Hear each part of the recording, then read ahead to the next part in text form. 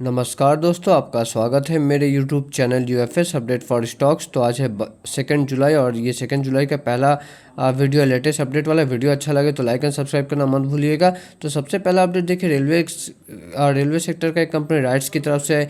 यहाँ पे शेयर में बहुत अच्छा तेज़ी देखने को मिला, 5-6% का तेज़ी। ओके, तो रीज़न क्या था? तो रीज़न ये है कि देखिए इन्हें एक $3.6 मिलियन का ना इन्हें एक ऑर्डर मिला। ओके, और ये भी कोई डोमेस्टिक नहीं है, इंटरनेशनल प्लेयर से मिला है। ओके, तो एक बार न्यूज़ को कवर करते हैं अच्छा से। ओके, तो आप यहाँ पे देख सकते हैं $3.6 मिलियन के इंटरनेशनल कॉन्ट्रैक्ट के फ्रॉम अफ्रीकन रेल कंपनी की तरफ से इन्हें ये ऑर्डर मिला। ओके, तो इसलिए शेयर में हमें अच्छा तेज़ी देखने को मिला। आप अगर ये कंपनी का पास्ट फाइनेंशियल परफॉर्मेंस देखेंगे ना तो बहुत ही एवरेज रहा है। ओके, प्रॉफिट ग्रोथ या फिर रेवेन्यू ग्रोथ ना बहुत ही एवरेज रहा है। ओके, बट एनीवे अगर देखिए फ्यूचर में अगर अच्छा ऑर्डर मिलता रहे ना तो वो एवरेज परफॉर्मेंस वाला कंपनी भी अच्छा परफॉर्म कर देता है। ओके, तो चलिए आते हैं नेक्स्ट न्यूज़ पे। ओला इलेक्ट्रिक की तरफ से है। तो यहाँ पे इन्होंने Q1 अभी ख़त्म हो गया, अप्रैल मई जून था ना, यही था Q1। तो इसमें इन्होंने कितने अपने स्कूटी या बाइक बेचे? तो 60,000 करीब। ओके, ये मैं बोलूँ ना कि शेयर जिस हिसाब से पिटा हुआ ना उस हिसाब से थोड़ा अच्छा मतलब डेटा मैं कहूँगा। ओके, और ये जो 60,000 यूनिट्स इन्होंने जो बेचा, ओके, ये क्यों हो पाया? क्योंकि इन्होंने रिसेंटली लास्ट ईयर दिसंबर में ना अपना मतलब नेटवर्क को बहुत फैलाया था, 4,000 स्टोर तक नेटवर्क को ले गए थे। तो इसलिए थोड़ा सा हमें इंप्रूवमेंट देखने को मिला नंबर ऑफ जो स्कूटीज इन्होंने बेचा उस मामले में।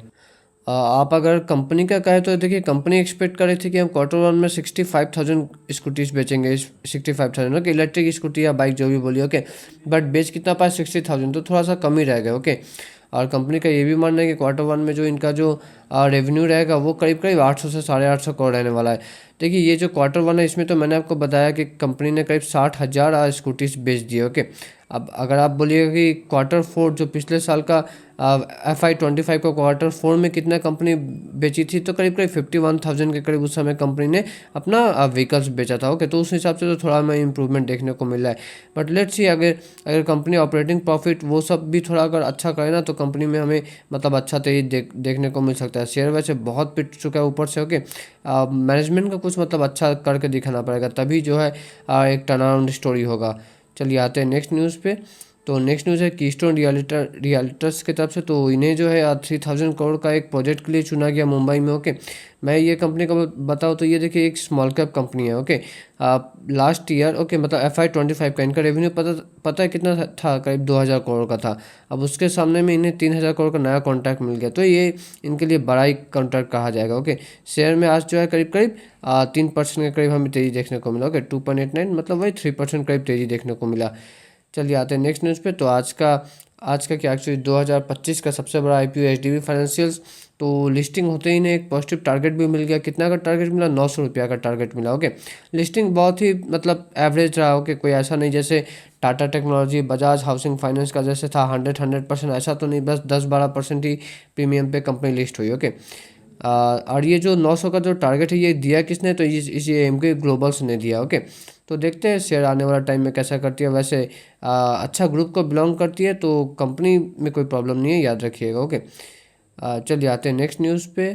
नेक्स्ट न्यूज़ वीमार्ट की तरफ से है। ओके, जो कि एक रिटेल चेन वाली कंपनी है। ओके, तो यहाँ पे थोड़ा सा स्लाइट हमें करेक्शन देखने को मिला कंपनी में, बट एनीवे अपडेट क्या है वो देख लेते हैं। ओके, तो इन्होंने देखिए अब तो Q1 अब आना शुरू हो गया, तो एक बहुत सारे कंपनी पहले अपना ट्रेलर मतलब अपडेट्स देती है, उसके बाद जो है रिजल्ट देती है। तो ये कंपनी ने भी अपना Q4 का अपडेट दे दिया। ओके, तो अपडेट में क्या दिया गया एक बार देख लेते हैं कि इनका रेवेन्यू कितना रहा। तो देखिए 885 करोड़ रहा, जो कि पिछले साल जो है इसी क्वार्टर में 786 करोड़ का था। मतलब करीब करीब 13% का ग्रोथ हुआ रेवेन्यू में। ओके, मतलब एवरेज में मैं कहूँगा कोई बहुत अच्छा भी नहीं, कोई बहुत ख़राब भी नहीं। और अगर सेम स्टोर सेल्स ग्रोथ देखा जाए तो वो 1% का रहा है। कंपनी ने 15 नए स्टोर्स जोड़े हैं। ओके, और दो एक्चुअली पुराने स्टोर्स उसे बंद भी करना पड़ा। ओके, तो अभी कंपनी का टोटल स्टोर्स कितना है? 510 है। ओके, तो ये इससे रिलेटेड अपडेट्स है जो कि आपको ख्याल रखना है। ओके, नेक्स्ट आता है अफकॉन्स इंफ्रास्ट्रक्चर कंपनी में। ओके, तो इन्हें एक्चुअली रिलायंस के तरफ से मतलब रिलायंस इंडस्ट्रीज लिमिटेड की तरफ से इन्हें एक ऑर्डर मिला है। कितना? 175 करोड़ का ऑर्डर मिला है। ओके, तो ये इनके लिए मतलब एक प्रेस्टिजियस बात है कि इंडिया के सबसे जो बड़े कंपनी उनके तरफ से इन्हें ऑर्डर मिला। ओके, ये गुजरात में जो जामनगर है वहाँ से रिलेटेड इन्हें ऑर्डर मिला। ओके, तो ये था ये कंपनी से रिलेटेड अपडेट। ओके, चलिए आते हैं नेक्स्ट न्यूज़ पे। तो नेक्स्ट न्यूज़ है भारत फोर्ज की तरफ से। तो भारत फोर्ज जो कंपनी है इन्होंने एक्चुअली एक दूसरे कंपनी को खरीदा है जिसका नाम AAM इंडिया मैन्युफैक्चरिंग है। ओके, कितना में खरीदना है? करीब करीब 746 करोड़ या 750 करोड़ आप कह लीजिए। ओके, आप खरीदने के पीछे बेशक एक इंटेंशन होगा। ओके, तो एक बार इंटेंशन को भी देख लेते हैं। ओके, तो देखिए ये जो कंपनी है ना AAM इंडिया मैन्युफैक्चरिंग, ये एक्चुअली एक्सल बनाती है। Okay, light medium and heavy vehicles के लिए। तो इसलिए बेसिकली AAM इंडिया को खरीदा भारत फोर्ज ने। ओके, और इस डील को जो है कंपटीशन कमीशन ऑफ इंडिया मतलब CCI की तरफ से अप्रूवल भी मिल गया। ओके, थोड़ा और डिटेल में स्टडी करते हैं।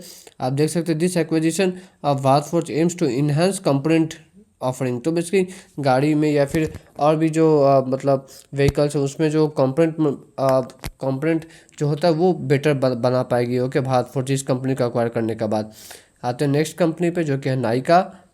तो नायका शेयर में भी देखिए एक हमें ब्लॉक डील देखने को मिलने वाला है। ओके, एक बार डिटेल में स्टडी कर लेते हैं कि ये ब्लॉक डील का वैल्यू कितना रहने वाला है। $150 मिलियन रहने वाला है। ओके, मतलब आप करीब करीब आप समझ लीजिए 1200 करोड़ के आसपास, 1200-1300 करोड़ के आसपास ये ब्लॉक डील का वैल्यू रहेगा। ओके, और कितना 2% स्टेक्स टोटल बेचे जाएंगे। ओके, और थोड़ा और डिटेल्स में, और यहाँ पे आप देख सकते हैं 16 मिलियन शेयर्स बेचे जाएंगे, मतलब 1.6 करोड़ शेयर्स जो है बेचे जाएंगे। ओके, नायका का अगर आप बात करें तो एक ही इसका प्रॉब्लम है कि इनका पी रेशियो आप हमेशा देखिएगा ना तो बहुत हाई रहता है। ओके, अभी भी अगर मैं बात करूँ ना तो अभी भी इनका पी रेशियो करीब करीब 900 प्लस है। ओके, तो कंपनी का देखिए रेवेन्यू तो बहुत स्पीड में बढ़ता है। ओके, प्रॉफिट भी ठीक ठाक स्पीड में ग्रो करा है, लेकिन फिर भी मतलब जो पी रेशियो वो इतना ज़्यादा क्यों है? क्योंकि कंपनी का वैल्यूएशन का हिसाब से प्रॉफिट बहुत कम है। और कंपनी का प्रॉफिट कम क्यों है? क्योंकि कंपनी का ऑपरेटिंग प्रॉफिट मार्जिन बहुत कम है। ओके, आप ये यहाँ पे आप देख सकते हैं कंपनी का ऑपरेटिंग प्रॉफिट मार्जिन आप देख रहे हैं 6% से भी नीचे है। तो बस यही एक प्रॉब्लम है। ओके, अगर ये अपना ऑपरेटिंग प्रॉफिट मार्जिन ठीक कर ले तब ठीक इनका तब जो है इनका पी रेशियो वो रीजनेबल आ सकता है। ओके, क्योंकि ग्रोथ तो कंपनी में ऑलरेडी है। नेक्स्ट FII-DI डेटा पे, तो FII ने आज फिर से माल बेचा। ओके, अगर FII देखिए पिछले 2-3 दिन से लगातार अब फिर से वो सेलिंग कर रहा है।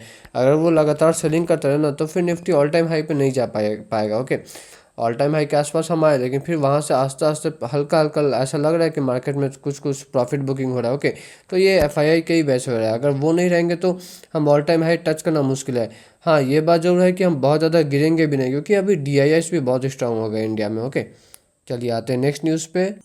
तो नेक्स्ट जो न्यूज़ है वो देख सकते हैं आप, एमिरेट्स NBD मतलब नेशनल बैंक ऑफ दुबई का मैं बात करूँ, वो RBL बैंक में ना अपना स्टेक खरीदना चाहते हैं। ओके, ताकि वो एशिया में और ज़्यादा अपना बिजनेस को बढ़ा सके। ओके, और ये जो एमिरेट्स NBD मतलब नेशनल बैंक ऑफ दुबई जो मैंने आपको बताया ना, ये actually Dubai government direct own करती है। ओके, तो ये बेसिकली आप कह सकते हैं कि RBL बैंक पे अपना स्टेक बढ़ाना चाहते हैं। तो ये RBL बैंक के लिए बहुत ज़्यादा पॉजिटिव न्यूज़ मैं कहूँगा। ओके, कंपनी देखिए लास्ट 6 मंथ में एक्चुअली बहुत भाग चुकी है। ओके, मतलब मैं RBL बैंक का बात करूँ, लास्ट 6 महीने में करीब 64% भाग चुकी है। ओके, तो बहुत ज़्यादा भाग पाना लेट से थोड़ा मुश्किल ही होगा। ओके, ऊपर से मार्केट में भी हल्का फल्का प्रॉफिट बुकिंग का माहौल देखा जा रहा है। ओके, बट एनीवे ये लॉन्ग टर्म के लिए ये कंपनी के लिए बहुत अच्छा। और ये जो डील होने वाला है, ये डील जो ये प्रेफरेंशियल अलॉटमेंट होने वाला है, मतलब जो RBL बैंक है वो एडिशनल वो नया शेयर्स इशू करेगी। ओके, ये NBD बैंक को। ओके, तो इससे ये डील